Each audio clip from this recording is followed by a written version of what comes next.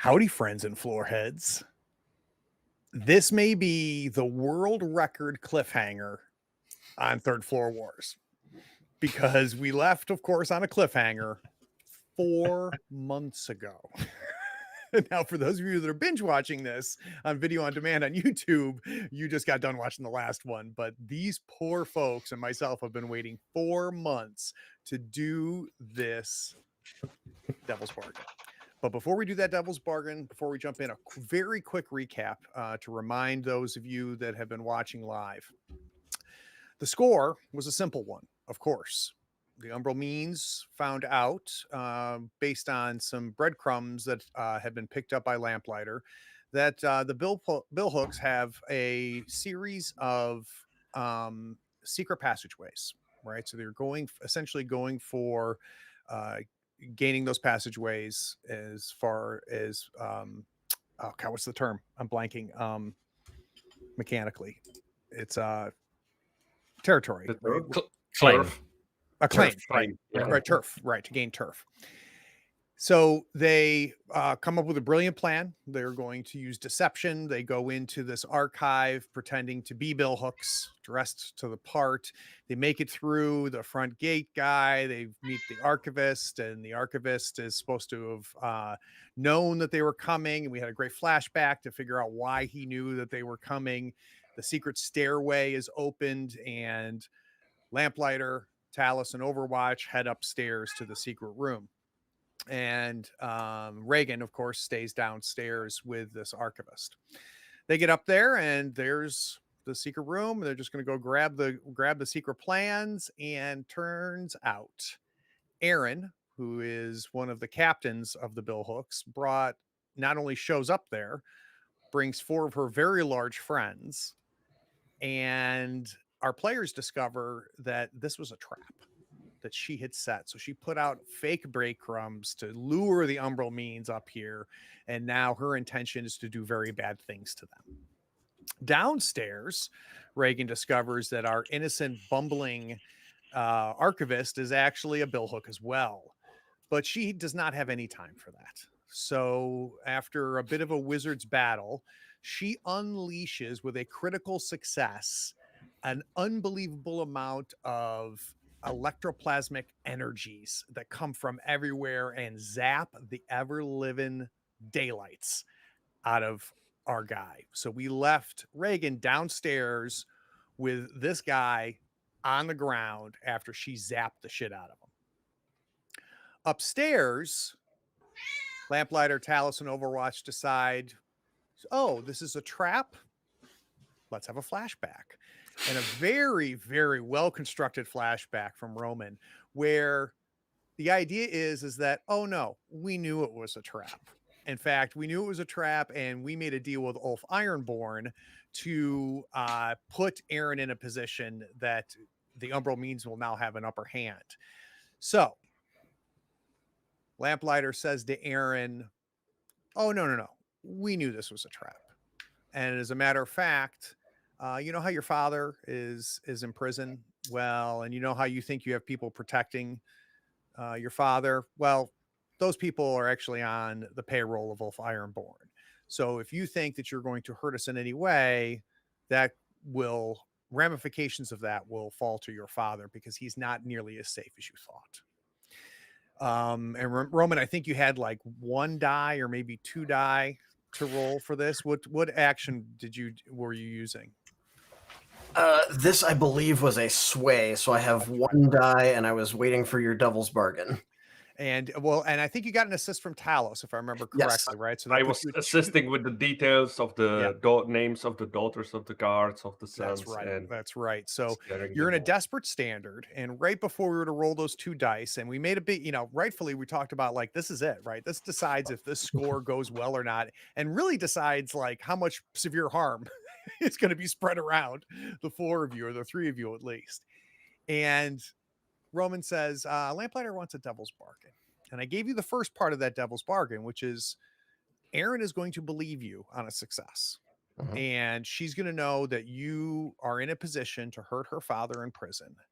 And this will cause her to back off and basically save your hides. But on a success or a failure, a second half of the devil's bargain. You ready? Mm-hmm. Even if you succeed, word is going to get out in Duskvol that the Umbral means now have a reputation as double dealers, and they should not be trusted partners.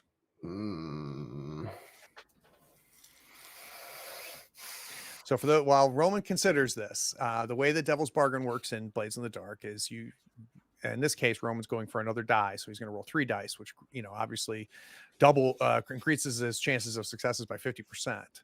But the Devil's Bargain has that upside of the additional die, but the downside happens whether Lamplighter succeeds or not. So the second part of that is going to happen if he accepts this Devil's Bargain, which he does not have to. What I love about this, because he's a spider, it just fits the role perfectly that he would make that decision. Yeah, and I'm so to get it's a tough one. Yeah, to get in Lamplighter's head. Don't give me 4 months to think of a Devil's Bargain. That wasn't up to me, Craig.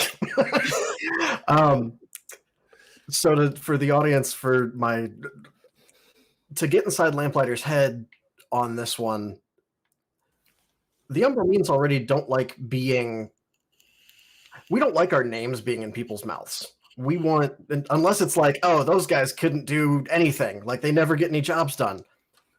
We never hear about them, but they keep hanging around. I don't know why. Like that's the level of notoriety I prefer to have, and that we as a gang prefer to have. So this not only gets everybody talking about us, but also, and I can already see ways to play it off like, yes, we are double dealers. Clearly you don't want to deal with us. And use that to our advantage somehow. Like that's very much up my personal alley. But I don't think I take this. I think just the fact that it's getting people talking about it more, I think I don't take it, and I stick with just the 2 die. All right, so before you make the roll, let's set the scene. We're in this dusty attic secret room. It is secured archives. We find out that the Ministry of Ministry of Preservation? No. I think it was just Ministry of Records. Ministry of Records. The Ministry of Records has all of these like side secret rooms for all of these different factions within Duskvol, where they secure and keep their most valued possessions. And here in the Bill Hook's secret room, we have furniture that's been pushed away. We have lines of files and shelves and books where the Bill Hooks have kept all of their records. We've got Aaron, who is a slender but tall and obviously very powerful person. She stands in front of you. And then we have these 4 very large men, bigger than anybody else in the room, with necks like tree trunks. At Aaron's bidding, you have told Aaron that her father is not safe in prison, that she has been triple dealed by the Umbral means. Let's find out whether she believes you or not. So we're going to roll +1 die on your sway. And Desperate Standard, yeah. Desperate Standard. On a 1, 2, or 3, you fail. On a 4 or 5, you succeed with consequences. On a 6, you straight up win. So straight up succeed with no consequences. Suck it, Craig. 6 and a 2. We take the best of those 2 die. With a 6, we have a success. So Aaron pauses after those words leave Lamplighter's mouth. How long have you been working with Ulf? What's that information worth to you?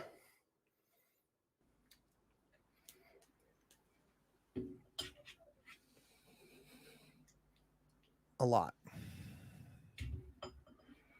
I'm willing to negotiate price.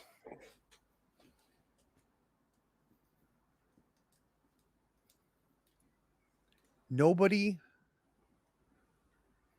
can know that you have infiltrated and got our secret passageways.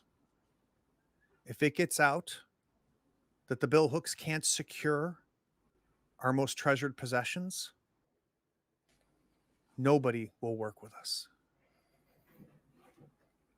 So I will give you access to them. I will let you go through them. If you can discreetly use them, I will let my crew know to allow it. In exchange, at a later time, I want to talk about your partnership with Ulf, because I think we can offer something better.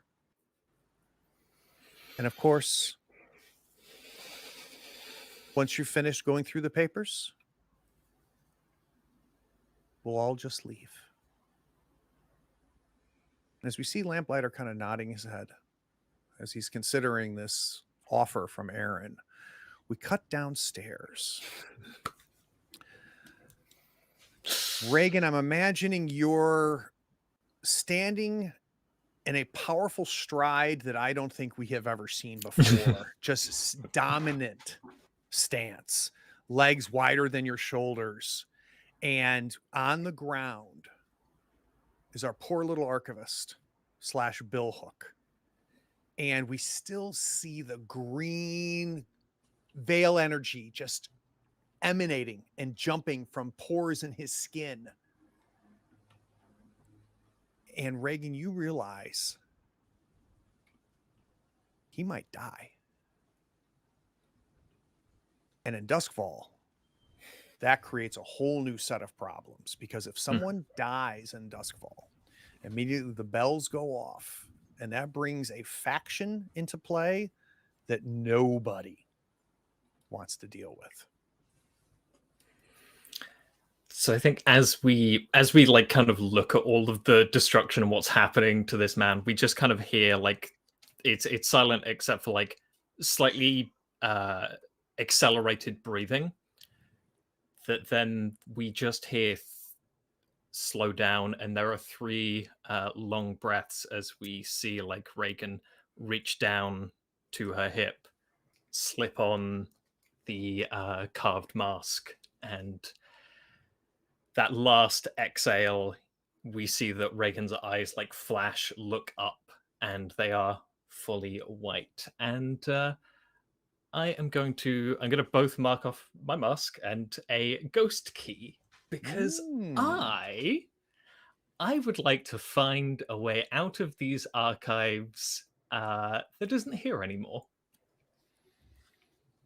Interesting. So we're going to try to use the ghost key to get access to the veil, and using that ghost key, we're going to, where do we want to connect to? And real quick, for those of you watching, one of the ideas in Blades in the Dark and the Duskfall setting is that there is a whole nother reality called the Ghost Veil that is layered on top of our reality, and it holds the history of Duskfall from in perpetuity, and somebody who's a whisperer like Reagan can gain access to that ghost veil, and through that access can accomplish many things. But one of the things that Reagan has used a few times now is basically finding old passageways. Like, what happened? What did it look like before this building existed? Right. And being able to then materialistically interact with that and create a trap door almost. It sounds like we're doing here. So tell me the goal. Yes, so I would like to move this body. There's so many canals in Duskvol that feels like there is enough of a route to pull from here to like slope it down into any like body of water. But hopefully before he passes, right? That's the plan. Throw the spirit wardens off. Yeah.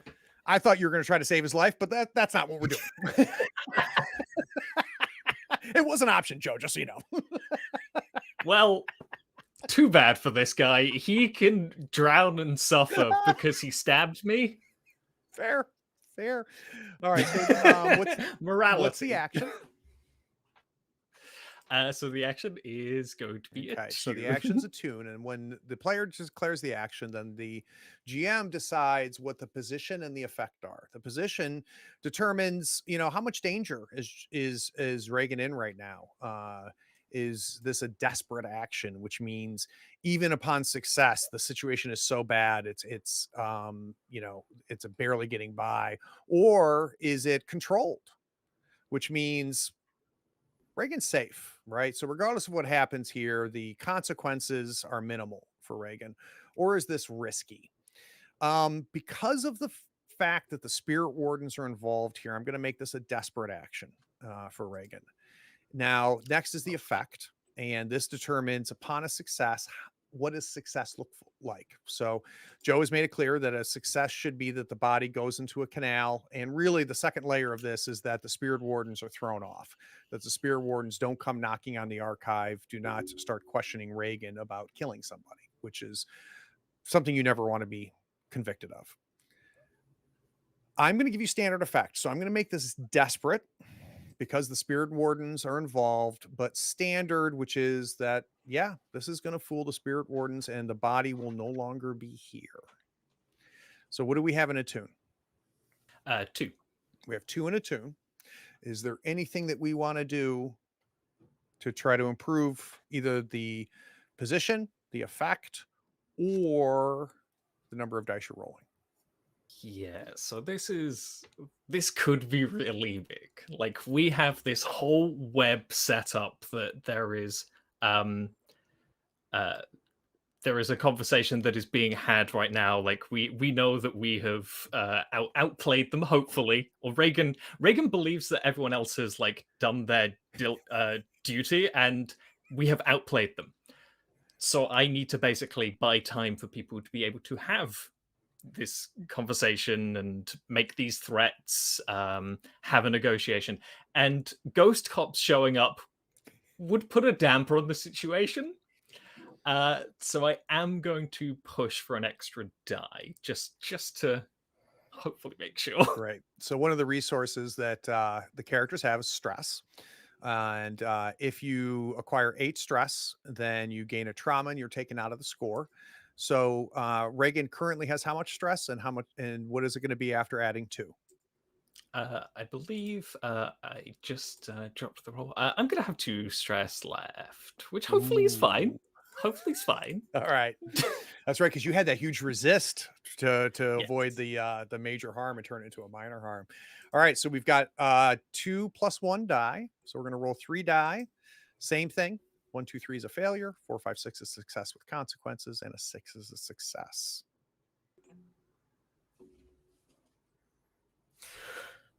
Oh, you guys know when to roll your 6s, don't you? Thank you, Ghost Jesus. So I've got a couple questions. We know what the mask looks like. We know what happens to Reagan. We've seen it a few times when she puts on the masks. I would like to know where the ghost key is, what the ghost key looks like, and what all of this ends up being. What is map out the success for me? Yeah, so I think the ghost key is around it's not really a chain. I think it's just like it's a loop of twine. Like, it is kind of rough a little bit. Like, kind of owing to the whole like sort of vaguely natural vibe. And I think again it is like it's almost like this kind of black burnt wood. Like some sort of lightning strike. Like a charcoal almost. Yeah. And it has kind of has like a bulb to it, and then it goes to the stem, and it's not like it doesn't have teeth as we would consider, but it looks like a branching tree. And Reagan just kind of snags that off, like it comes away easily enough. And I think we then just begin to see the archives almost begin to deconstruct, and we get like a time lapse of people building this, and then we push even further back and we see like people laying the first cobbles in the street. We push back even further, we see that this was like a verdant land, and then we kind of pull all the way back to that cobbles being laid and this canal and sewer system that we see, and we kind of shift down to there, and then we just kind of gently take this current into the bottom of a canal. So can I add one detail? Because I love everything you said. The one Please, detail I want to put in there, and you could say, Craig, that you're an idiot. Stop narrating my character. But the one little detail I want is when we get to that moment where we've time lapsed back, and the ghost veil has taken us back to where there is no building, there is no streets, it's just the canals, the natural canals. Can we have Reagan just push the body into the canal? Oh no, I will add. Okay, yes, love this. I will add to it. So we are all aware of the kind of idea of the ferryman to the afterlife, and I think we see Reagan pushing like a gondola, kind of draped in black, and there is a reverence to this moment that like we're kind of seeing this like almost projected, like none of this is happening in the real, but we see like Reagan kind of take the face of the man, just like a kiss on the forehead before gently lowering him into the canal. I love it. And we see the body head down the water as we start to see the building get built again, and we start coming back to our current reality. Releasing next spring, Christopher Nolan directs anything Joe describes. We cut back to Lamplighter nodding as you've heard this offer from Aaron. Mm-hmm. And the wheels turning in Lamplighter's head are pretty favorable with this, honestly. Came in to get some maps of secret passages, maybe throw in some false ones to force the billhooks to kind of forget where they are. Doesn't sound like we're getting that part, but we're getting a better option of she's just going to say leave them alone. I'm not going to necessarily trust her on that, but I can tell whoever messes with us that she did. We're getting a handle and an open line of communication between ourselves and our blundering neighbors that we've been hiding from their smaller brains and bigger arms all this time. With that handle, we can hopefully build that relationship either as an actual one or as a, yes, go over there, don't look over here at all. That could be, and I could even offer that to Ulf as another way of seeding his ideas in there. Or if they truly are offering something better, could use it against Ulf. Like there's a lot of options here. Galen's not going to smile at this, but he's going to nod, and your terms are acceptable. So I think we then cut to a montage.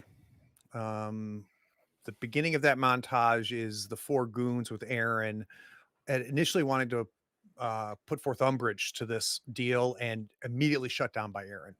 We immediately realized just how much in control she is. She has her goons kind of go back to the back of the archive near where the staircase was. It's currently now not deployed. And respectfully, she steps away and puts her back as we see the Umbral means go through these files. We see Talus in the center table. Overwatch puts a map in front of him. We see Talos taking notes and copying it down and shifting it back, and just this machine of copying down all of this information. And Talos is keeping all of these records, flipping from page over page over page, and just creating this portable archive of all of this juicy canal secret passageways that we been looking for.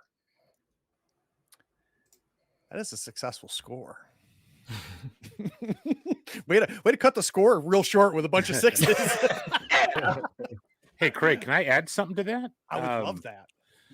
So while we're going through all the documents, we're in the archives, and there's multiple rooms based on the different factions and groups in Duskvol. Is that correct? Mm-hmm. I'd like to once the billhooks turn their back, I'm going to send Phil the cat over to the Bluecoats room. My goal is to get information on a assassin hired by the uh, uh, Bluecoats, which was the assassin that killed my father in the story. And I'm trying to get pertinent details. And this is kind of something I haven't told anybody. I'm kind of doing it under the radar, but knowing where we were going and getting into, that was one of my secondary goals. Love that idea. Love that idea. So, what action are you going to use, Nick, to try to get what's the cat's name again? Phil. Phil, to try to get Phil to find first. I mean, and this is all be one action, but Phil's going to have to. You're going to have to invoke Phil and bring Phil to presence.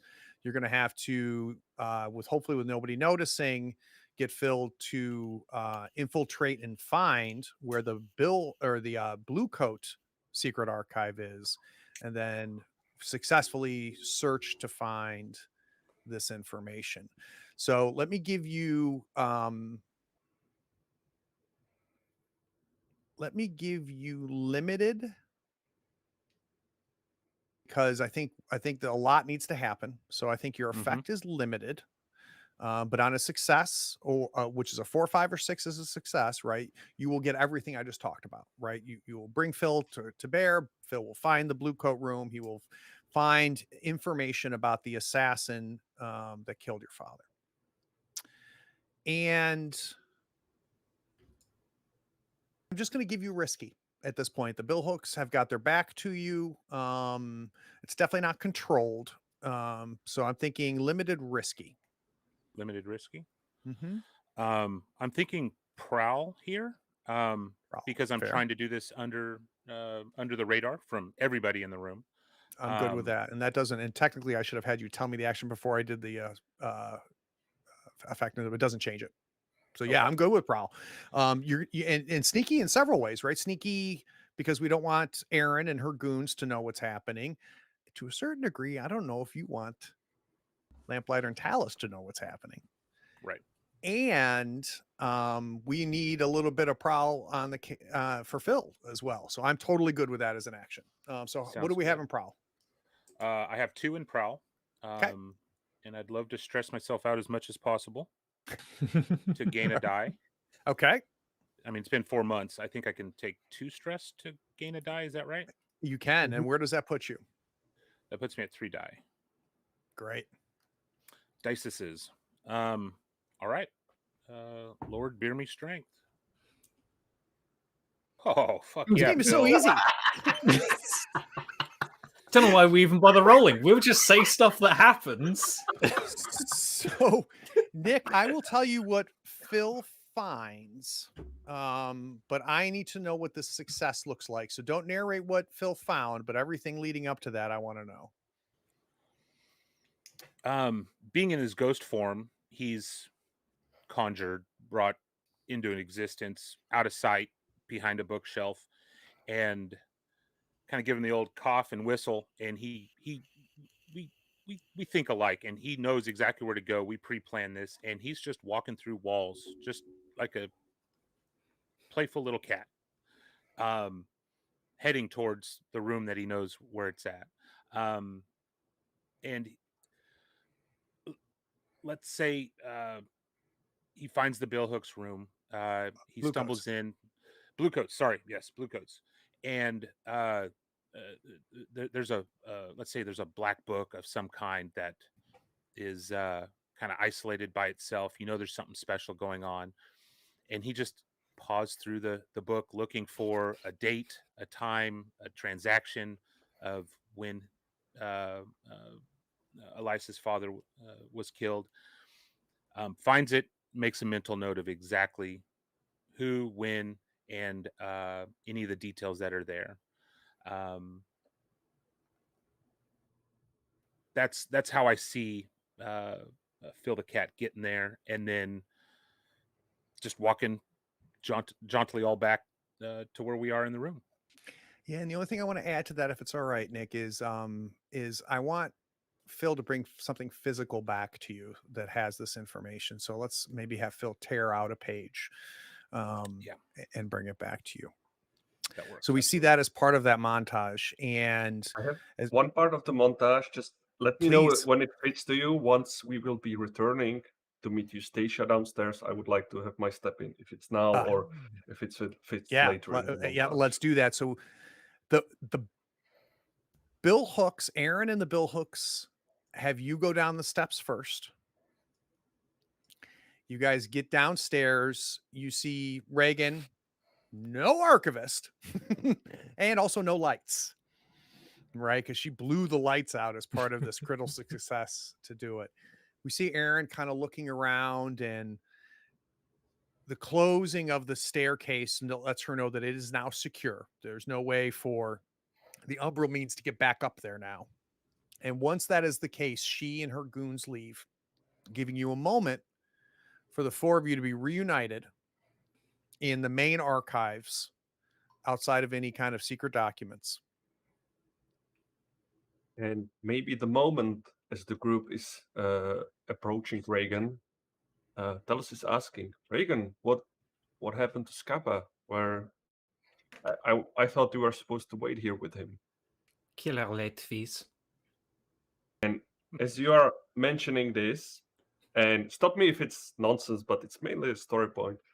Since Talos dabbled a little bit with ghosts and things like that, he gets a whiff of what happens. And I'm imagining as Talos is approaching Reagan, he suddenly, as Reagan is answering, that sound of the room like dozes off a little bit, goes silent, and Talos for a moment he sees a gondola approaching him from the other side, and he sees the gondola with the body inside, not recognizing who that is or what's happening. It's just like this vision is crossing the real world with the gondola approaching him. And once the gondola almost like hits Talos, it goes back, and instead of the gondola, he sees Reagan again.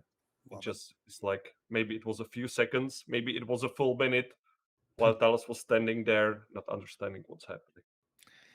And you get, I feel like, Talos, just a whiff of death, right? Just and it's not, doesn't smell like rotten anything, or it's a smell that is truly unique, that you understand, that smells like nothing that can be described, but you go, someone's died. I absolutely love it. The montage ends with the Umbral means returning back to their subterranean library lair. And we see Overwatch go to essentially his cove, his bedroom, and he pulls out the paper because he wanted to be alone. Right when he sees this, you pull out that paper and you unfold it and you read it. And all you see is a note that says, "It's done.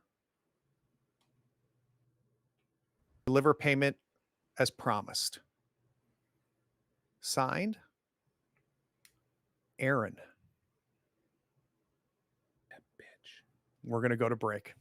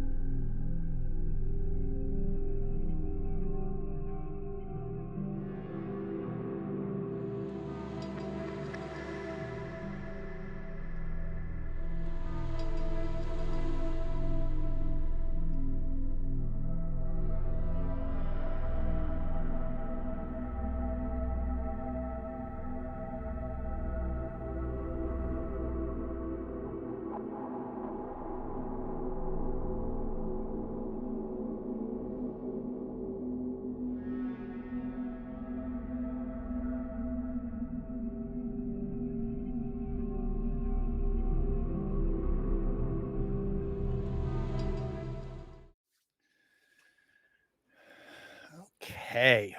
So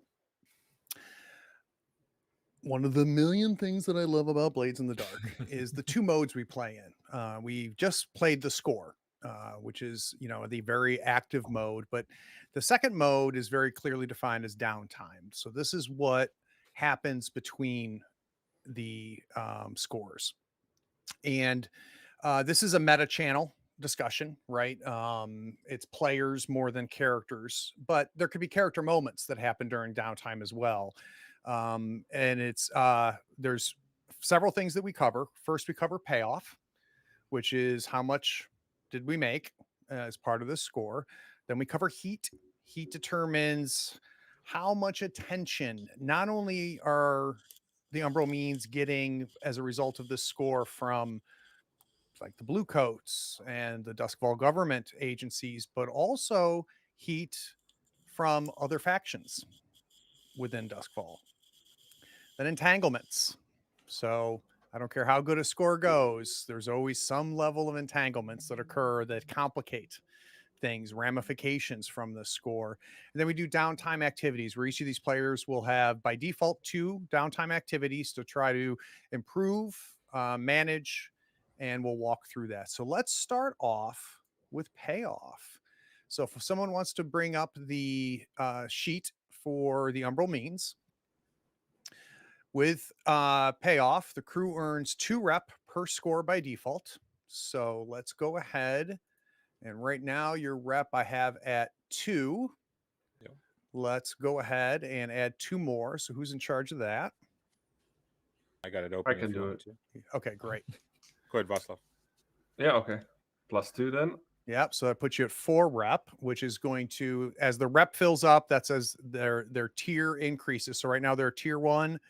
Once their rep goes up, then they will go to right now tier 1 weak, they'll go to a tier 1 strong. And then from tier 1 strong, they go to tier 2 and so forth. And this measures just how much influence and power do they have. A successful score gains both rep and coin. So you get 2 rep and you take +1 rep per tier higher. If the target of the score is a lower tier, you get -1 rep.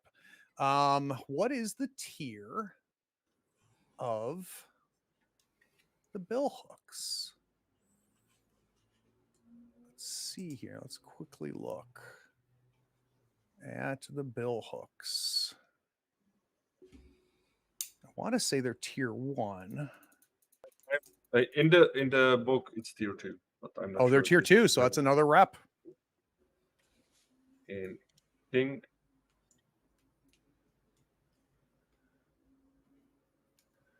So it'll put you at 5 rep. All right. Now let's continue on. I'm getting my Blades book open here. Now we got to talk about coin. So you get 2 coin for a minor job, several full purses, 4 coin for a small job, essentially a strong box, 6 coin for a standard score, decent loot, and 8 coins for a big score, serious loot. I think those 2 6s upgrade this to an 8 coin score. Now you've only got 1 more slot left among the Umbral means carrying capacity for coin. So let's put you at full coin at 4 coin for the Umbral means. And how do we want to distribute the other 7? Who's got room? Do we take just 2 each Yeah, I've got instead room. of filling? I've got 2 open. I've got 4 open. I never carry any money. I'm on 0 drawing. Yeah. All right, so we've got that accounts for 6, right? Because everybody but Reagan's taking 2. Who's going to take the 7th coin? Who's got room? I'll take it. I got extra room. Okay, great. I mean, there's always extra room on the character, right? Because you are then upgrading. There was something when you fill in the line. You can stash it then later. Yeah, but you guys don't have a stash yet. Yeah, Mm. I was gonna say That's that's a I thought project. that was something we were working on. We'll have to look at the clocks. I'm not sure. Someone can go, if you go to the characters there, you see there's a clocks folder. Take a look through those clocks. I don't know if you have a clock going for stash or not. I don't think so. So most districts have crime bosses that expect smaller crews to pay a tithe from their score. Ask the GM if there's a boss that you should be paying, and the answer is yes. I think Ulf is going to expect to get a payoff here. So subtract coin equal to your crew tier +1. So you guys are going to pay Ulf 2 coin. Or are we? We are. We and I'll take it out of mine personally. Okay. So We don't take it from the cruise stash or coins? You want to pay from your... Up to you. I'll take it from mine. Let's say that I went back and gave him some thanks and information, and money exchanged hands. Mm-hmm. All right. So now we're going to go to heat. You guys currently have And 2 we heat. have- Oh, go ahead. I'm sorry. If we do espionage or sabotage, we have the covered drops claim. Oh, yeah. +2 coin for espionage or sabotage. This was definitely espionage. Yeah, I'm okay with that. So yeah, go put your 2 coin back. Yep, good call. So that's as part of at the very bottom there on their turfs, you can see the covert drops, and that is a turf that they picked up, and that gives them a bonus. Good call, Vaslav. Yeah. All right, when it now comes to let's money, talk you know. heat. So Duskvol is a city of prying eyes and informants, both living and ghostly. Anything you do might be witnessed, and there's always evidence left behind. To reflect this, your crew acquires heat as they commit crimes. After a score or conflict with an opponent, your crew gains heat according to the nature of the operation.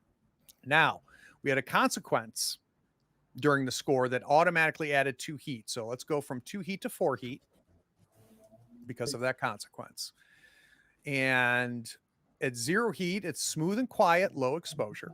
2 heat, contained, standard exposure. 4 heat for loud and chaotic, and then 6 heat for wild, devastating exposure. I think this is a 2 heat score. It's contained. I believe there's part when somebody dies, right? I'm afraid. Yeah, but luckily No one died on this Reagan- job. Yeah. I take Reagan it. says I nobody take died. it. All right. So we're on 6 heat total out of 9. And we could buy that down, yeah. Yeah. Later. Well, As the downtime action. downtime actions. So now let's talk about entanglements. After payoff and heat are determined, the GM generates an entanglement for the crew using the list below. Find the column that matches the crew's current heat level, which is 6. So you're at the 6+ column, the worst one. And we're going to roll a d6. We're gonna roll 2 because we're slippery. Oh, that's right. And you get to take which of the 2 that you want, right? Yep. Good. Yep. All right. So But if we are wanted level 0, do we roll 2 by default? I don't know if it's slippery +1. I don't remember. So you take the worst of it. Let's see. Because If one I level is believe your the roll number 2 of dice, and keep the dice lowest is equal to your wanted level. Yeah, so let's roll 3 dice, and we'll take the lowest because of slippery. Roman, you want to take care of that? Sure. No 6s today, please. Forget how we just do a standard roll. Just a On the left menu, there is like a dice icon, and if you click it, then it should take you through. Yeah, and yes, there we go. I see. got it. Yep. All right, so we're going to go to flipped or interrogation. All right, so let's take a look. I get to decide which. So flipped is one of the PC's rivals arranges for one of your contacts, patrons, clients, or a group of your customers to switch allegiances due to the heat on you. They're loyal to another faction now.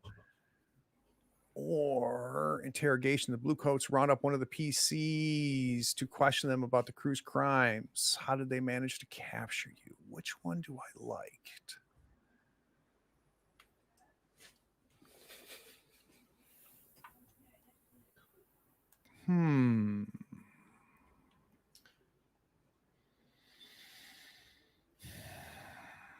Let's go with interrogation.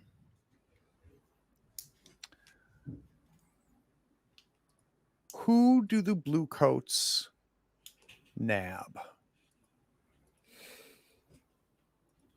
You know what I'm thinking, that in a way maybe Overwatch would get himself nabbed a little bit to get more information, if that makes sense. Just an idea. I Oh, like that idea.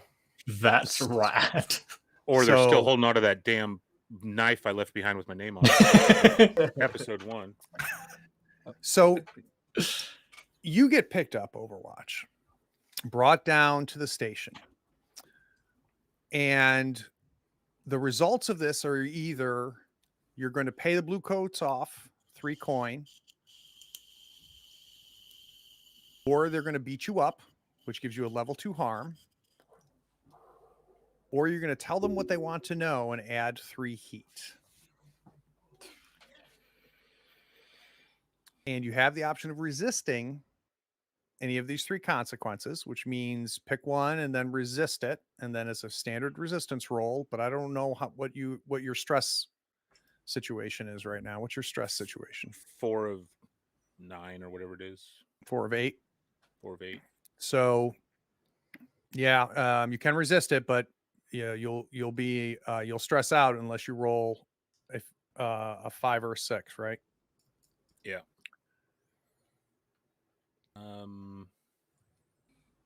Do we get to pick between the 2 options that we roll? You get to pick. Yep, you can take 3 coin. Entanglements, though.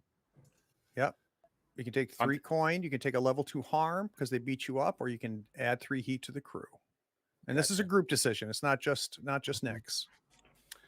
I mean, think- story-wise, I'm thinking like if you take the beating to just be more mad at them, that's what I like. But I'm not sure how is your situation. No, I with, was thinking the exact same thing. I was thinking Elias wouldn't want to give up or talk or even pay any attention to these guys and just accept the ass whooping and go from there. And, All right, and so we let's have go- a doctor, and I can give you an extra downtime action if you need to recover if need be.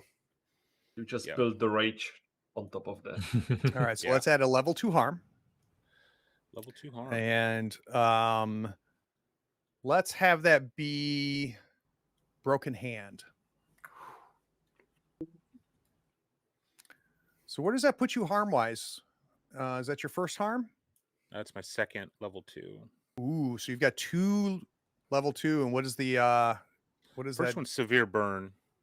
And when the second one is the broken hand, but there's a mechanical downside now. -1 die. Yeah, Okay. so every roll you have while that exists, you're going to be a -1 die. Ugh. Is it roll related to using hand, I presume, or is it any roll? Any How roll. does that work? Oh, okay. And All only right. if you fill both of the slots, or even Correct. if you have just... Correct. That's what happens if you fill both those slots. All right, so let's talk downtime activities. I want to start with Roman. Cool. So Roman, you have the choice of acquire asset, long-term project, recover, reduce heat, train, or indulge vice. Lamplighter is going to do his usual post-job option of reduce heat because for him, as a spider, the job doesn't end or rather the work doesn't end when the job is done. He's got to go out and make people forget that we're here. Okay. So say what your character does to reduce the heat level, which we did of the crew, and make an action roll. Maybe your consort with your friends who's a blue coat, blah, blah, blah, or command. So reduce heat according to the result. On a 1 to 3, you reduce 1 heat. 4 to 5, you reduce 2 heat. And on a 6, you reduce 3. On a critical 5. So what action is Lamplighter going to use to reduce heat? He's going to go consort. He is he makes his way kind of on a bar crawl a bit, just chit-chatting with folks, and he can pick up a bit of information here, drop a bit there, and he will be consorting with various people going, oh yeah, no, I haven't heard anything about any issues with the records keeping. Nothing's going on there. Even the billhooks have been weirdly quiet these days. It's no worries. You didn't need to see my identification. Bill hooks, do they even exist? Exactly. I haven't heard anything about them. All right. And So, because he's connected, I get +1 result level when we acquire an asset or reduce heat. very nice. Very, very nice. So, So you're going to do a consort roll. mhm. And I forget, does position and effect matter No. here? Just roll, right? Okay.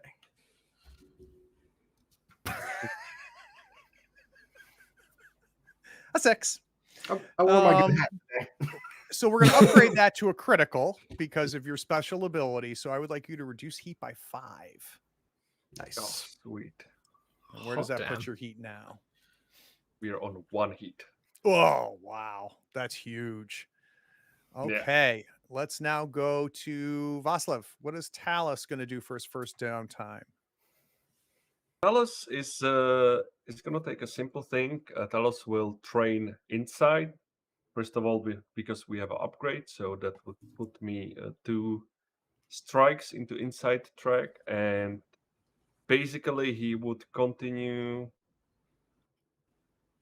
We're in a library, so I think it would be as simple as he would look into other things that he can do, maybe regarding poisons, regarding crafting maybe new materials. So that would be the way how he learns it.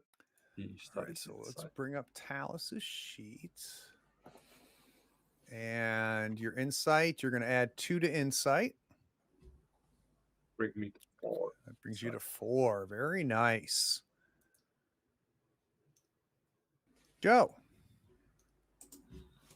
Now, What is there's Reagan a- going to do? I think there's a conversation that needs to happen before I decide what I'm doing with my downtime, Craig. Fair. I'm here for it. So I think post score, the intent behind it, this may change things. So the intent behind this is I am going to go and reduce stress. I'm going to be going through my obligation vice, and in the course of which I need to have a talk with a friend about some recent developments. What a bad girl you've been. All right. So mechanically, we're going to reduce stress. So let's do that and let's see how this conversation goes. So for reducing stress, you're going to indulge your vice. And you roll to find out how much stress relief your character receives. A vice roll is like a resistance roll in reverse. Rather than gaining stress levels, you clear stress levels. The effectiveness of your indulgence depends on your character's worst attribute value. It's their weakest value: insight, prowess, or resolve. So what's your weakest? I have 2s across Oh, the that's board. right. I forgot about that. Make an attribute roll using your character's lowest ability rating. If there's a tie, that's fine. Just simply use that rating. Clear stress equal to the highest die result. So I think with this needing to be a conversation, I'm going to use resolve.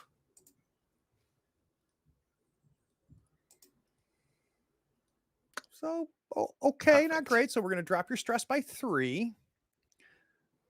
Yes. The conversation goes. Yes, I think like at the start of this, we see for new viewers, Reagan has snagged some sort of very rundown school that she is at present using to do all sorts of arcane mess, and usually when she's here, she releases a ghost that she just permanently has. So this is Nyrix. Nyrix is a ghost that she had when she set out to have this path of ghost therapy, reconciling ghosts. This is her first patient, and something about the inexperienced way she went about it sort of changed Nyrix's makeup.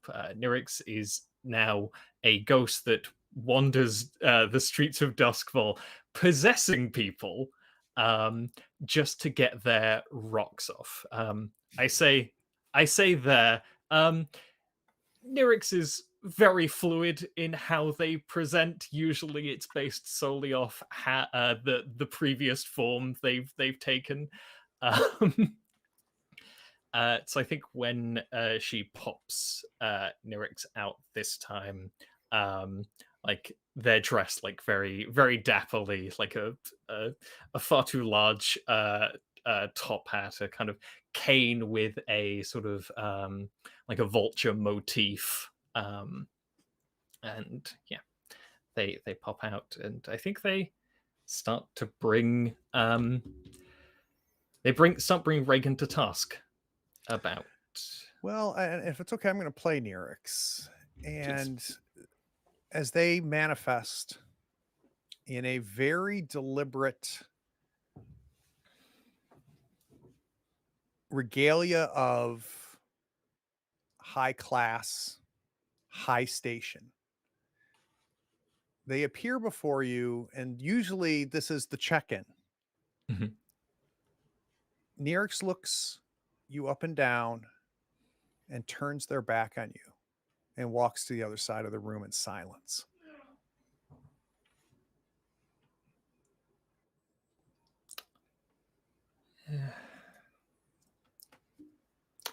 You know that people are not my strong suit. You at least know that from Quell. It's going to be far easier if you actually tell me what's wrong, rather than my having to guess. I have some inklings, but being blunt is ideal. In a staccato fashion, they're going to respond, and with each syllable, they slam their cane into the floor. You know what you did. And it's not the first time. I know. When we started all of this, everything was far less complicated.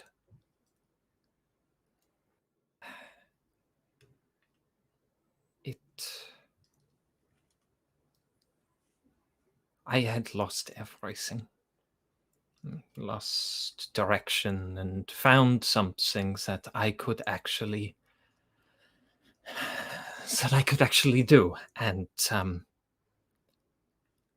I gained something else after that has been interfering, and I don't know if I can manage it. They turn back towards you. They fade away. And you feel them manifest behind you. And instinctively, you know not to turn around. And they bring their head to yours, into your ear.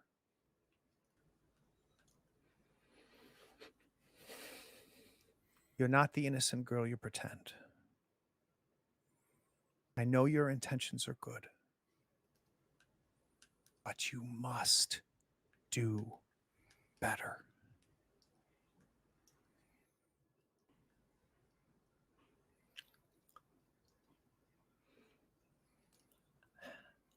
I'm going to try. I think you have figured it out already. But you have not captured me. I'm here by choice.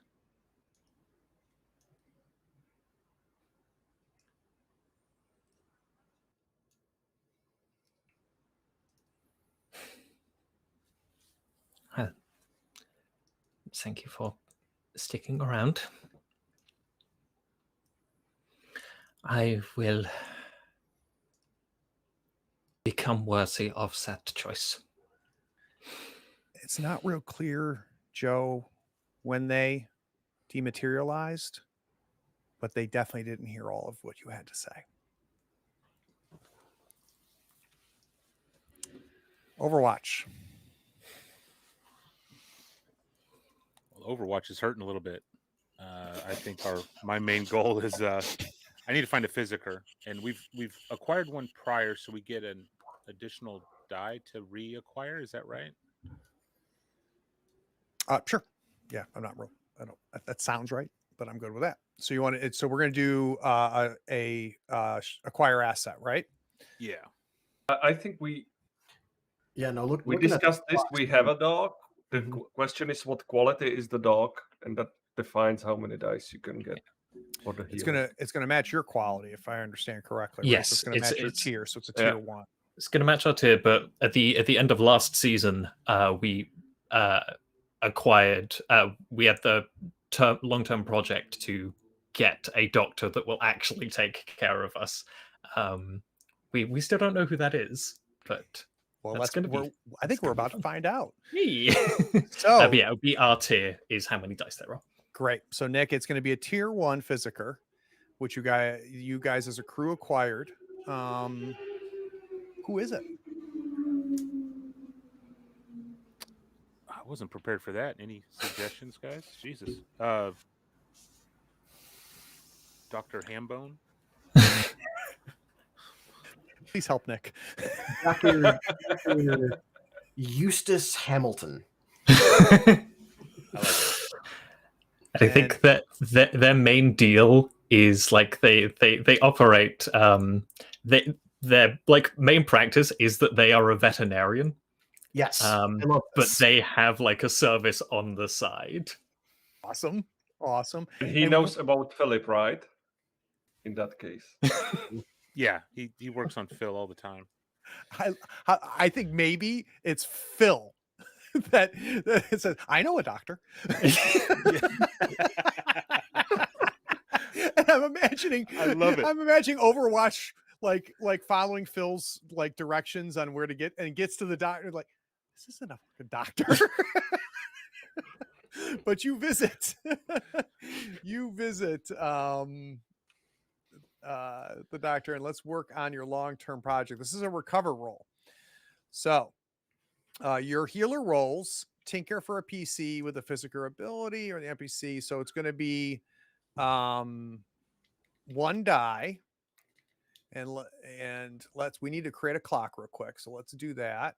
Or do you already have it on your sheet? I can't remember. It's on the sheet. Yeah. It's on the sheet. There is a Okay, healing clock. perfect. So 1 to 3, you're going to be able to knock off 1 segment of that clock. A 4 or 5, 2 segments. On a 6, 3 segments. Right now it's 4. And remember, you can use a coin to add a result level.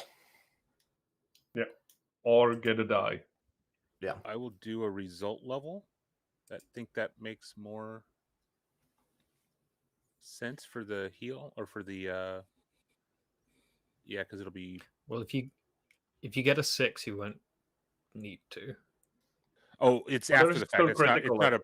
It's not Yeah, a pre after the roll. There's still yeah, critical level, right, for the heal, isn't there? Like that ticks off 4 Critical's 5 segments. Yep. even. Okay. Gotcha. So- All right, I'll just roll. Well, yep. Why just did roll roll 6? 2 cards? It shouldn't have done 2. I just wanted to roll out the bad luck, now to roll the real deal. Number of dice.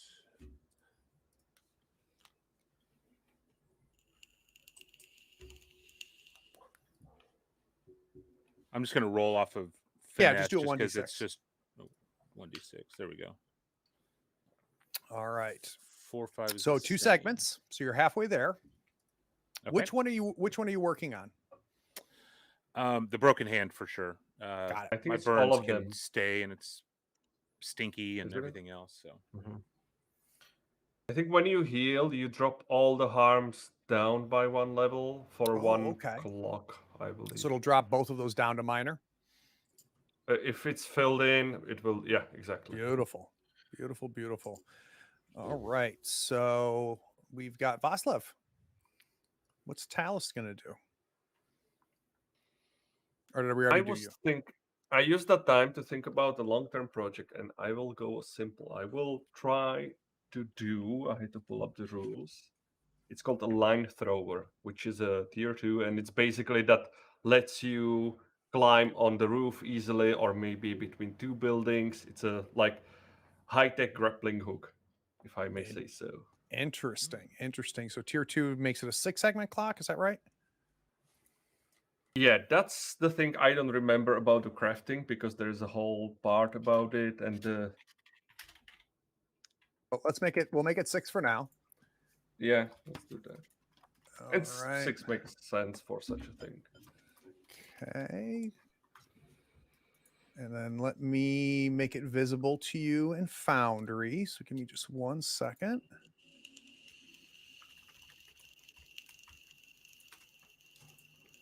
All right, you should now see Yep. line thrower crafting in there. I see it. And let's go to your long-term project.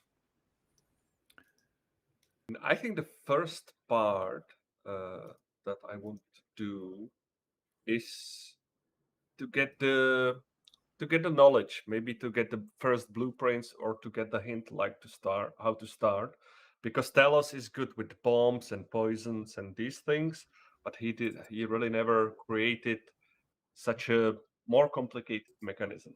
And my thinking would be to use Sway to get to the maker community, to some Beautiful. cave, and try to get a hint how to get started on this project. All right, let's do a sway roll, and it's the same thing. 1 to 3 is 1 segment, 4 to 5 is 2 segments, a 6 is 3, and a critical is 5. Sway score is 2, so I roll 2 dice. All right, so that is going to be 1 segment on that clock. And I will keep my coins for now. Yeah, I'm good. All right, so second action, let's go back up to Lamplighter. While he's out, once he's gotten enough information out there to bring the heat down, he's already out and about. He's going to now relax and indulge in his vice, which is pleasure. And specifically for him, it is you've just had a big job of multi-layer web spinning, essentially. Now you're going to eat, drink, be merry, listen to some music, and just kind of go about your day. Also, I realized you never gave me from that flashback how much stress that should be. Oh, 1 stress. Sorry. Good Okay. call. Thank you. Awesome. So yeah, he's going to go ahead and... All right. So what is your weakest quality? Insight, prowess, or resolve? I matched it 2 on insight and resolve. Okay, great. And let's see. Is there anything? No, I don't have anything on this one yet. That is a future thing to do.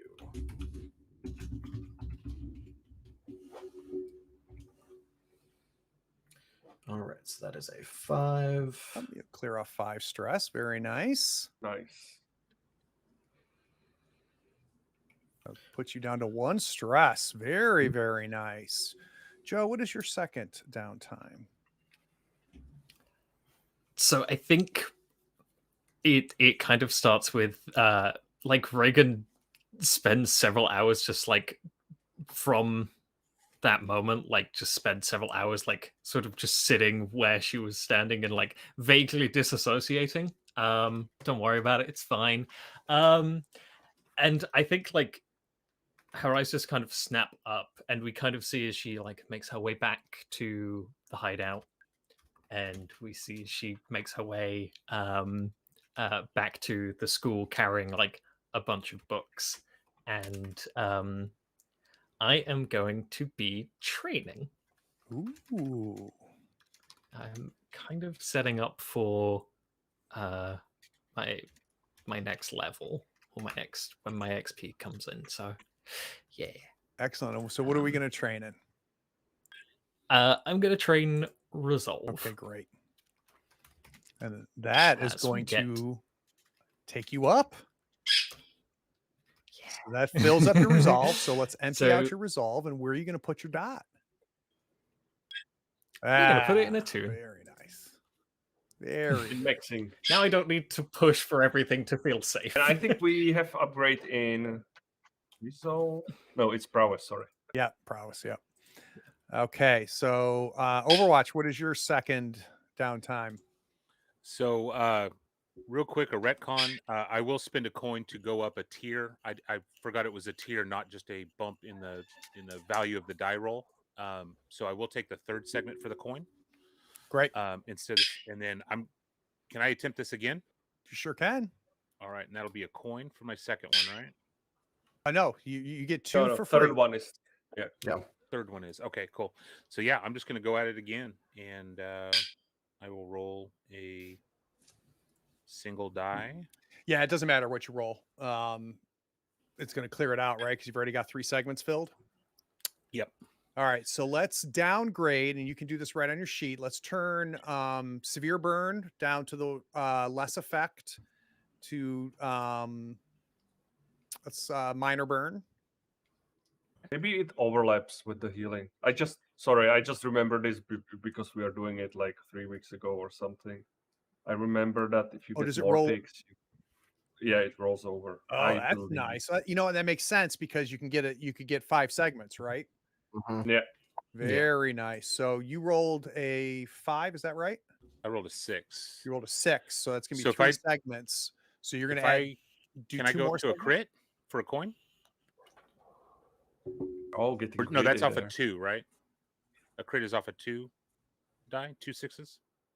Well, if you roll, it's a next tier, so Yeah, you it's the could- next tier up. Yeah, so 5 segments. I'm good with that. So that's going to end up clearing out all of your harm, right? Because the first clock takes you down for the 1 tick, and then 4 more. So yeah, let's clear out your harm. Very nice. We've got a revitalized and healthy Overwatch. Spa day. Physically. Thank got you, a- Dr. Hamilton. you get a bandage with a dog paw picture on it. I love it. I love it. And Elias will be walking around with a cone, though, for the rest of this downtime section. So that's the trade-off. don't itch your hand. It's a cone on the hand. So he can't itch it. we see Overwatch leaving the vet's office, tearing it off and throwing it in the garbage. All right, Lamplighter's second action, downtime action. Third. I just did mine. Oh, third. I'm sorry. Talus is second, right? We haven't done 2 for Talus yet. I did train and craft, so I would be at my third, which I don't take. All right, so everybody's done 2. Mhm. All right, beautiful. Anybody spending coin to do a third? I have an ability to give myself or another crew +1 downtime action. Damn. Yeah. Calculating. I had a question because we have a clock here where I'm trying to pay back my contact. I don't remember that being labeled as like an asset or a that was just kind of another That was- thing we were. That was a consequence. Okay. Yep. So is that an action to work on, or is that just something I can just say? It's I a wanna work long-term project. on? Okay, then yes, I would like to do that. And now that we have this huge amount of information, I'm sure I can find something to pass along to Celia and make her very happy. All right, so let's try to find what was the name of that clock? Payback Payback Salia. Celia. Yeah. Why am I not seeing it? I don't know. I have it second from Oh, it's top. under Lamplighter. Has the air quotes Lamplighter Payback Celia. Oh, there it is. God. All right. Long-term project. What are we going to use? We're going to use Consort because we're on pretty good terms. We're buddy. We have a working relationship. Yeah, So- and maybe consort because I think it was a tit for tat, right? So you're going to try to give her some more information and kind of increase her value. So I'm good with that. So let's go ahead and roll it. 2 segments. You are Cool. officially clean with Celia. Excellent. I like it. Excellent. Excellent. So let's close that clock out. It is now full. Anybody else want to do a third action for a coin? Yeah. All right. So I owe you Yeah. guys XP, right? So let's start with Umbral means. Vaslav, if you want to bring the sheet up. Hang on. Got it. Did Joe want to use one for a coin? Oh, I don't know. Joe, did I I misunderstand? will do. Sorry. Yeah. Yeah. Sorry, Joe. All right. Reagan's third action for a coin. Right. Yeah, I think we kind of see this as like her redoubling efforts. Like the thing is, I don't want to work on the consequence. Like this is Joe talking. I don't Yeah. want to work on the consequences clock immediately because it's one segment at the moment. I think it's going to be narratively way cooler if we kind of, it gets maybe in the danger zone a bit. But for Reagan's part, she is going to kind of like redouble her like efforts. She's figured out a thing that she'll be able to do when you give us XP. I'm pretty sure anyway, which will help towards that. But yeah, she's kind of redoubling her efforts. So I'm going to take another reduce stress action. Ah, got it. With your It's a 4 stress, really be long careful. really long way of me just saying that, but Now was no saying words. sixes. No sixes. Perfect. All right, so that drops you down to 1 stress. All right, beautiful. All right, so let's do Umbral means. I would also like And to you- pay a coin oh, for go ahead. another action. Oh, Um, so you pay the coin. And I would like to go ahead and train insight because I'm only 2 away from it anyway, and I would like to fill that in. Excellent. So let's do. It'll give you just 1 more in insight.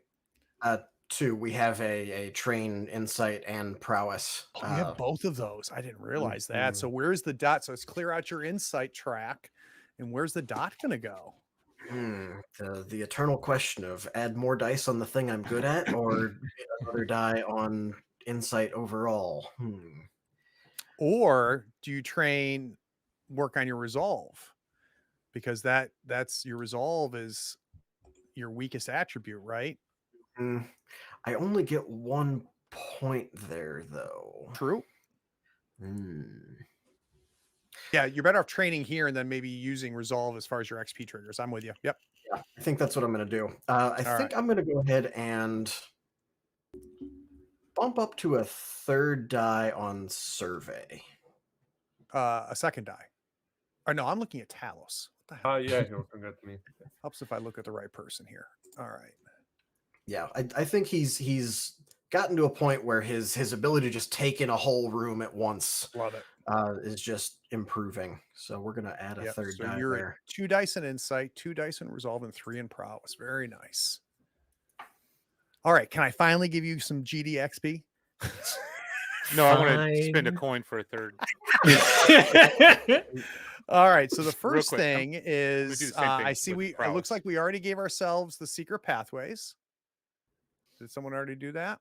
Or no, you already had that. We're No, I did it. Sorry. you did it already. I was- Okay, great. Yeah, right. when we were going through the rep and heat. Yep. So let's go through the XP triggers. Execute a successful espionage, sabotage, or theft operation. Let's go ahead and add an XP for that.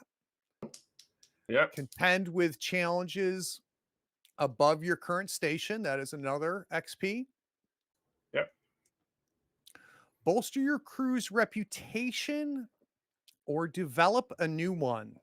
I think that, I mean, mechanically, you guys are the same tier, but I think this whole thing with Ulf and everything definitely like adds a whole new seriousness to the Umbral mean. So I'm good with an XP there.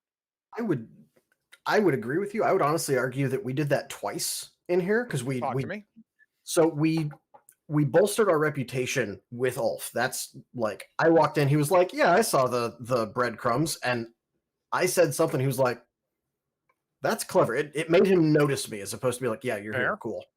And then on top of that, with that information, we turned that into the billhooks going, "You're this little nothing gang that we just don't even look for." To shit, you have us by the short hairs. How did that happen? And she said to you that she wanted to talk to you later about maybe giving you a better deal to have a relationship with the billhooks versus Ulf. So I'm good with that. Yep. Good argument. Let's add another XP. All right. Express the goals, drives, inner conflict, or essential nature of the crew. Who's going to make the argument? I know we did this a lot individually on our different characters. As far as the crew as a whole, I think this may have been the smoothest operation we've done so far. Like, Joe's ability to just be like, "Oh no, this guy's dying." Nope. That was not only great for you as a character, but that was great for us. Just core of the crew of we're untraceable. We were never here. Also, the point of the score was to move quickly and secretly throughout Duskvol, right? mhm. That And we ended up getting more than we were aiming for. Yeah, like we even like did a bunch of stuff for the crew, and then we had Elias like using the chaos to further his own stuff. So Mhm. All right, great. So let's add that XP. It's a good argument. I completely agree. So where does that put us then, Vaslev? So we are too short from advancing. on the Very XP. nice, very nice. Because I'm talking to you, let's go through Cornelius's triggers. What is the first one? Every time you roll a desperate, mark that one. I think I didn't roll a desperate, or I already marked it. Okay. Second, you addressed a challenge with a technical skill or mayhem. So we had that part where we were stealing or planting our message to the messenger when Overwatch was rushing him and Talos was using his finesse skills. Maybe not that technical. It was mayhem. That's yours. Take Yeah. the XP. Where are you going to put it? Are you going to put it towards Uh, abilities or on a? I'm gonna put it in the playbook. Yeah, abilities. Okay. You expressed your beliefs, drives, heritage, or background. I don't think so during this session, to be honest. Yep. And the fourth one, you struggled with issues from your vice or traumas during the session. And actually, that was not my intention originally to have that You flashback to the metagamer. gondola.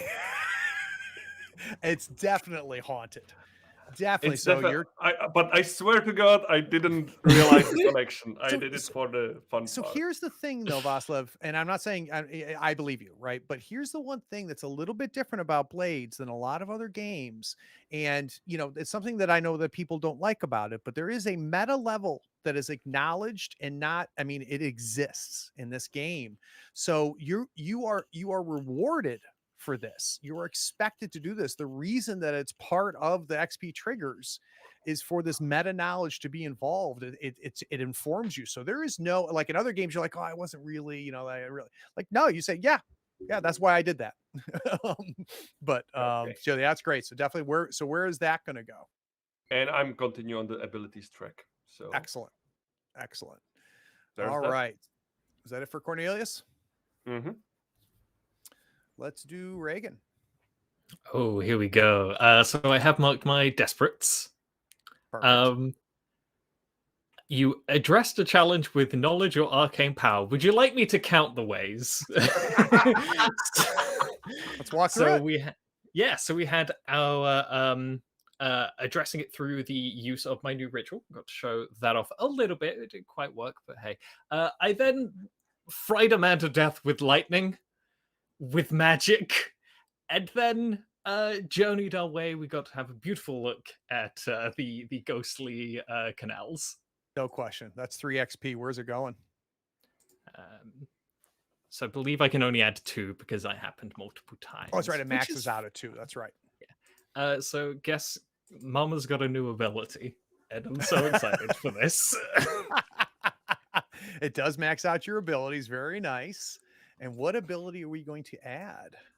We are going to be adding. Hold on, let me just grab the name of it. We are going to be grabbing Tempest.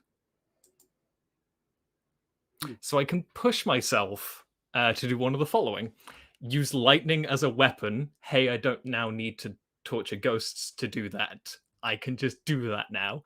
I can summon a storm in my immediate vicinity for torrential rain, roaring winds, heavy fog, drilling frost, or snow. So, hey, it's Storm now. I'm Goth Storm.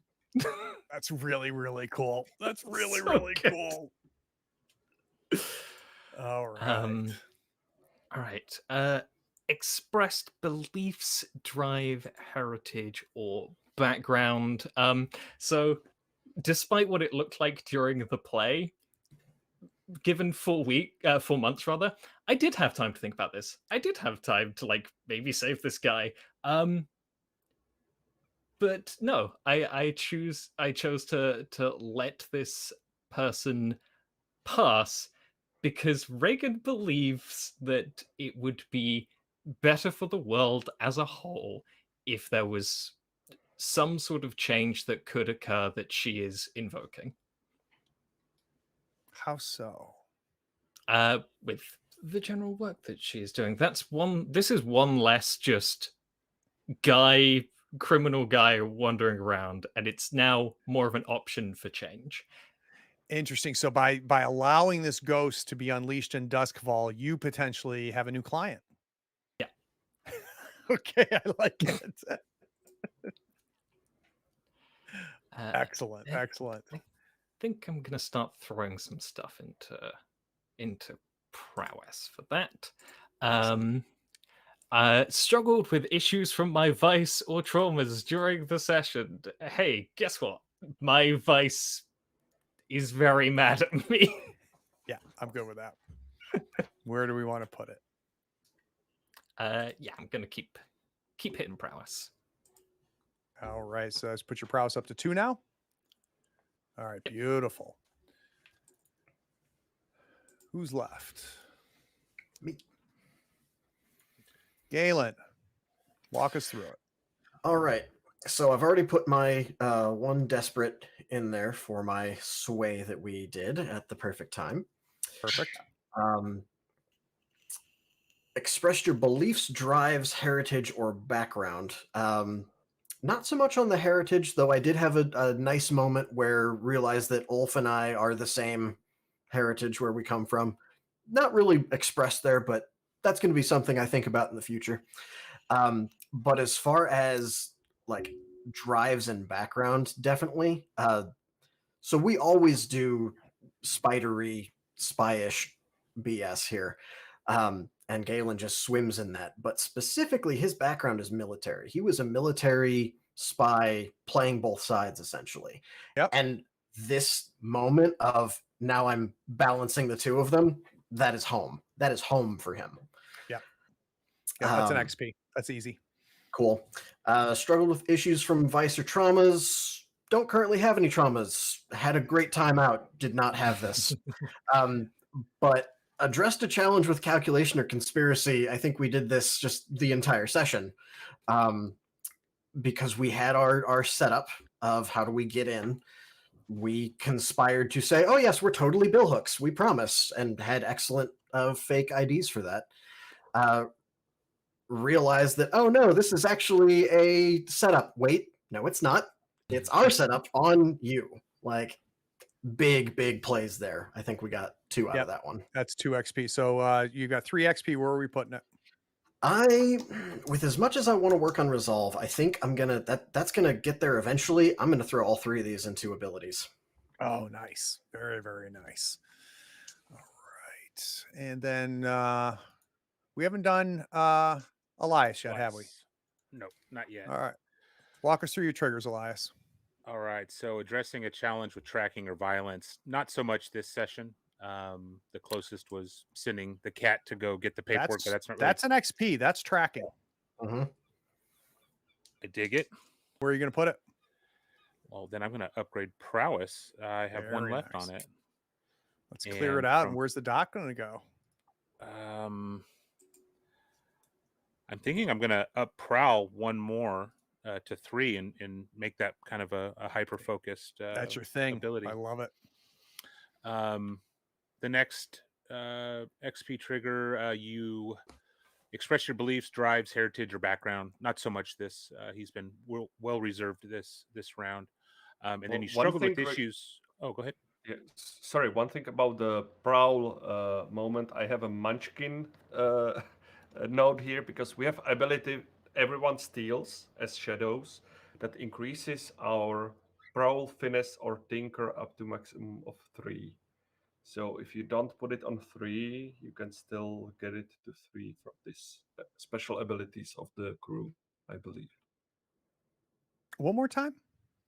So if we go to Umbral means abilities. Yep. And we had that slippery, and the other one is everyone steals. Right. And I believe it gives us +1 up to maximum to 3 to prowl, Yes, I think finesse, and each- tinker. When we got it, each of us put a dot in one of those. Yeah, that happened to character creation, I think, Vaslav. But we got this one later because we had slippery first. Okay, so it has no effect now. It was just in the Yeah, beginning. when it happens, Ah, I think okay. Yeah. Sorry. Yeah. Okay, clear. Cool. Expressed beliefs, drives, heritage, background, not so much. And then you struggled with issues from your vice or traumas during this session. I was definitely reckless, which was my trauma. And so I guess I'd get a point for Yeah, that. I think it was reckless of you to do a very, very selfish, though understandable action at the end of a successful score. Everything is going great. It would have been a terrible place to fail and a terrible place to have a consequence. Right? You guys are Yeah. free and effing clear, and I am good with that. So where do we want to put your reckless XP? We'll throw it under abilities. All right, great. And then I have an ability that gives me an extra XP trigger, which I don't know is pertinent just yet, but you got payback against someone who harmed you or someone you care about, comma, if your crew helped you get payback, also mark a crew XP. So I think we're going to be nearing that probably agree. in the very near future. Yeah, I don't think it happens this time, but you are definitely itching closer and closer to it. All right, so now let's take it just a couple more minutes. Actually, let's do it on the other side of credits. Let's talk about what's potentially next for the Umbral means. So let's go to credits. We'll be right back.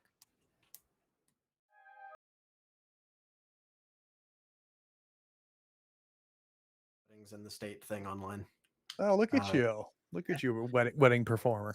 We just I found out like- Roman is going to be an what is it, officiant? What is it? Efficient, yeah. Efficient, yeah. So great note in the chat. Arguing XP gives me some PTSD of doing performance reviews at work.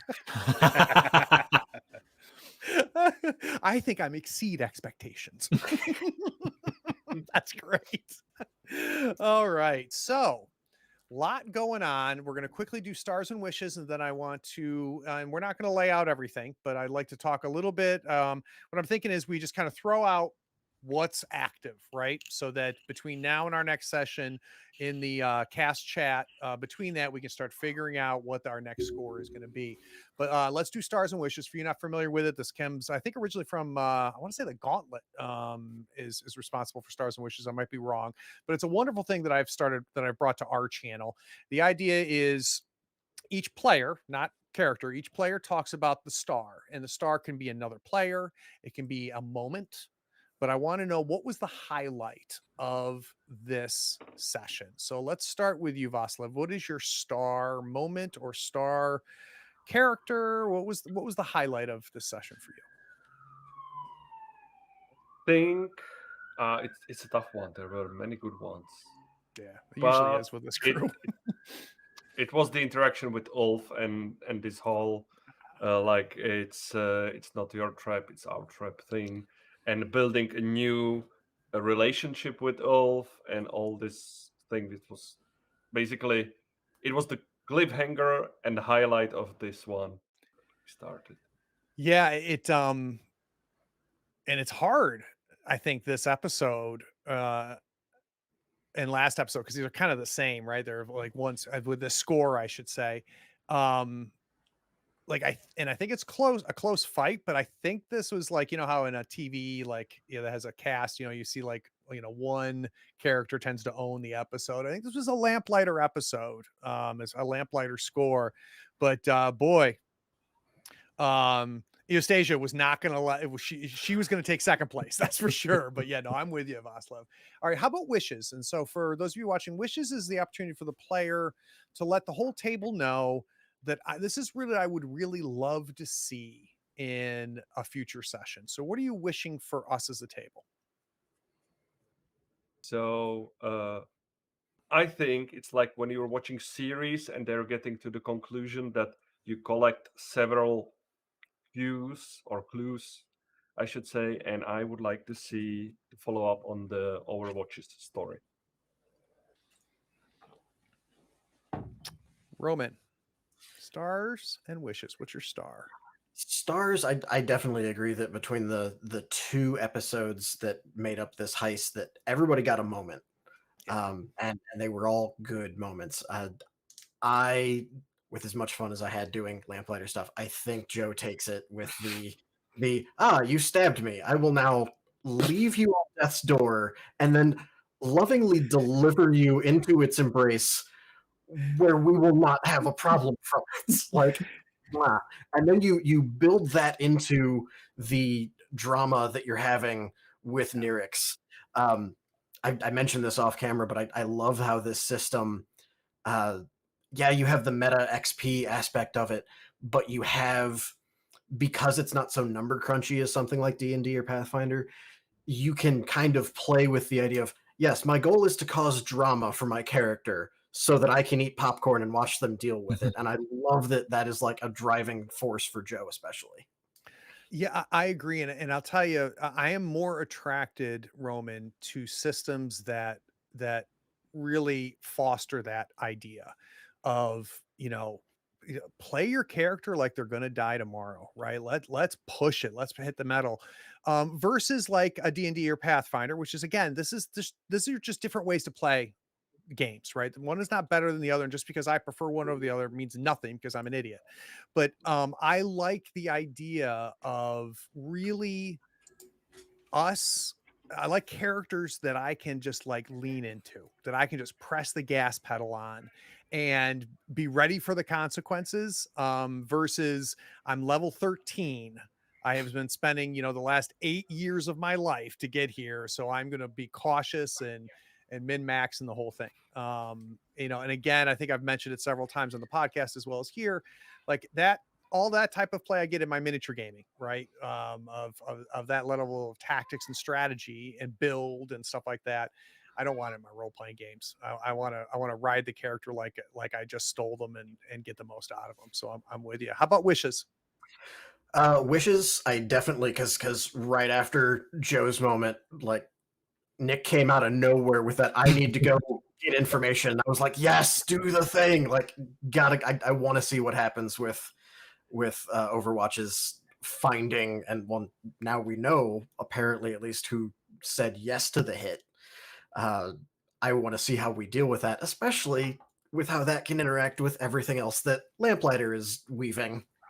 And what's key here, which I love that Nick is doing as a player, is the other rest of the crew doesn't know about this. Right. And so it'll be interesting in play to see when that changes and how it changes, or if it ever changes. Right. I mean, that's where Nick is going to have to explore Overwatch as a character to decide whether this is something that Overwatch informs the crew on, keeps from the crew, leans on the crew. I think I've known this whole time that Aaron was responsible, and I really loved the opportunity to reveal it here, thanks to Nick's role play. But that makes it really hard for Overwatch. So I think if Overwatch was going to make this kind of, this is my Charles Bronson, I go on my own revenge film, spinoff, by Aaron now being involved and the ties of it, it's like, I wonder, how does Overwatch feel if Lamplighter is like, we need to work with the Billhooks, right? Like that, how does that impact? So I think we've got a lot of exciting stuff in front of us. So yeah, I'm with you on that. I'm already thinking like, okay, how does Galen respond, depending on if this is revealed to the Spider that something happened in his own crew that he didn't know about. Well, and how does Lamplighter balance this? What does Galen do? Because Galen knows that in the big picture, having the Billhooks as an ally versus an enemy is a good thing, right? Getting too deep with Ulf is a bad thing, right? You want to keep a balance. You want all plates spinning. And at the same time, Galen gives a shit. Yep. Right. So that's going to be another very interesting character moment. I think that we'll hopefully get to see how that plays out. Yeah. So speaking of Overwatch, Nick, what is your star moment? Lamplighter just knocked out of the park. I mean, Joe did beautifully narrating, and it just this was Lamplighter's time to shine, and it was impressive to watch as a player and a observer as well. So it was awesome. Well done, Roman. Thank you so much, Nick. Yeah, I love you all the same. But Joe a little bit more. And here's why. And part of it I think is Joe has a huge advantage with Joe's background as well as Joe's experience with role playing on both sides of the screen. But Joe, you do just a beautiful job of evoking the moment. Which when the table is always better when you're here. Always better when you're here because you lean into it. And I think everybody, including myself, is better at role playing having played with you. Which is probably the biggest compliment I can give, I think, in this hobby. So I always look forward to it. And I've noticed everybody steps up their game when you're at the table. I'm not great at receiving compliments, so let's move swiftly on. Okay, we'll continue on. Thank you. All right, We love you, Joe. That's it. Let's we love you, Joe. Period. And you're ugly. So let's thank God, the balance. Let's go to wishes. Overwatch or Nick. I'd like to drive towards more of Elias's backstory, which I think we've really kickstarted. And that's kind of the wish I'm hoping is to get an opportunity to really flesh out those details and see what it turns up. Yeah. All right. Last but not least, Joe. Star. Yeah, we have talked a lot about Lamplighter doing just nailing it, but I think it is worth pointing out that we had a solid rock of both flashbacks and ideas from Vaslev and Nick, and I want to shout out Vaslev for cheekily, but also just really hitting home these traumas do matter, and I am very interested to see how Cornelius explores that look that he got of Reagan. I feel like Vaslev that Talos is on a precipice and could embrace the haunted or become very bitter towards it. And I think either of those will have a huge impact on the crew and a huge impact on your relationship with Reagan. And that is really exciting to see where that happens. You know what's great about this system? Because as you said, it can lean either way, and we can wait for the system to present us the ways and the choices that will erupt as we are playing. And we can just fluidly go the direction which just seems that makes sense at the moment. And we will tell the story together how this goes. This is and great. I'll tell you, I agree, Vaslev, and I'll tell you that I have become more and more like that with role playing in general, which is, let's not do backstories. Let's not make decisions about the path of my character. Let's let that emerge from play. Let's let the system and the table inform us on the direction as opposed to trying to shoehorn a narrative in there. Let's let the narrative, rise from play. I'm becoming a bigger believer in that every single day. Wishes for you, Joe. Yeah, that dovetails very neatly into my wish because we have kind of hovered around this sort of aspect. We know that Galen doesn't like spooky. We know that Elias is getting a little more involved with Phil, sweet baby Phil, and yeah, we have that sort of potential dichotomy with Cornelius. So my wish is that Reagan starts bringing her work home more, and we start introducing some more spooky aspects. I love that. Craig GM loves that. All right, I changed my wish to Joe's. Awesome. All right, so real quick plugs. Roman, what podcasts should people be listening to? Steam-Powered Scoundrels. We will have our first of two of a two-parter of our Gen Con review of everything we did during Gen Con here shortly, and it is a blast. We had a lot of fun. Vaslav, plug So something. I don't have anything mine to plug in, but I will plug in we are playing Malifaux on Vassal, and I like Maniacal Cackle is introducing his thoughts on pregame on Jim Dyson's channel, and I really love these pregame thoughts and how he thinks about how he plays his opponent. So I would like to promote this more because I believe it deserves the attention, and it's he has some really interesting things. Even though I don't play Rezzers, I always learned so much from his stuff. And that was a big theme of when I used to do deep dives, right? Is let's not get into the what, let's get into the why, because I think it's the why, regardless of whether you play a crew or not, it's the why that informs you and makes a better player. That's great. Nick, what's your plug? I have two: support your content creators and Lone Star GT in October. We have a 2-day Malifaux tournament here local to Houston. Cheap airfare, cheap hotels, great time with friends. Look it up. Excellent. And last but not least, Joe, what is your plug? I have two. I'm going to be extremely cheeky. So my friend would kill me if I did not mention this, but September 1st. If you like spooky and role-playing games, maybe keep an eye on some socials. I'm Heck at Me and at Madcar Art. September 1st. And also I do a podcast called WTF Anime that is coming back, baby. We actually recorded an episode. So if you like anime, and that's great news. All right, real quick, Tabletop Talk, the podcast. I try to get into the mind of creators, designers. I talk to them about not what they make, but why they make it and how they make it.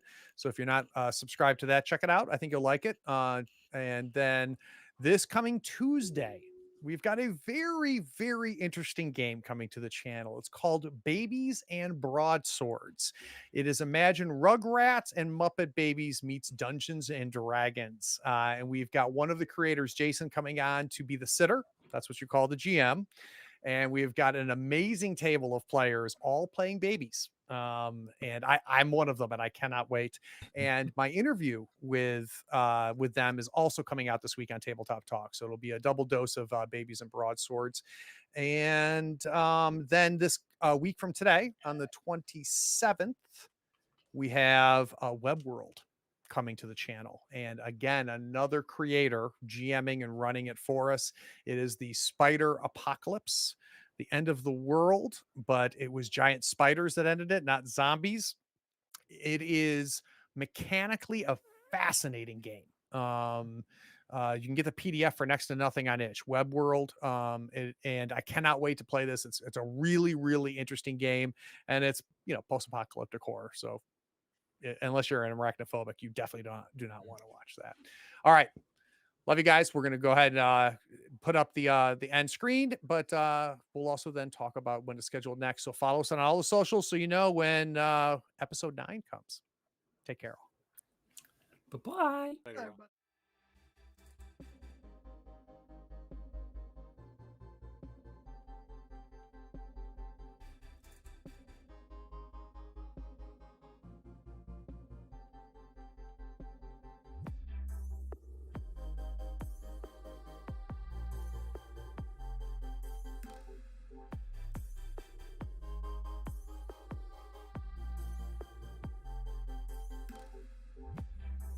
Howdy, friends. Thank you for watching. All our content is archived and organized in playlists on the Third Floor Wars YouTube channel. Check it out. And if you could like, follow, subscribe, and even set your notifications to this channel on YouTube and Twitch, we'd appreciate it, and it'll make sure that you catch all of our content. I talk with creators, designers, and experts across the gaming landscape in every episode of our podcast, Tabletop Talk. Open up your favorite podcatcher and search for Tabletop Talk from Third Floor Wars. Support your creators. They make the content you love, and it's your support that makes it happen. If you want to help us, go to Third Floor Wars on patreon.com, and you can help us for as little as $1 a month. Thanks again. We'll see you next time. Take care.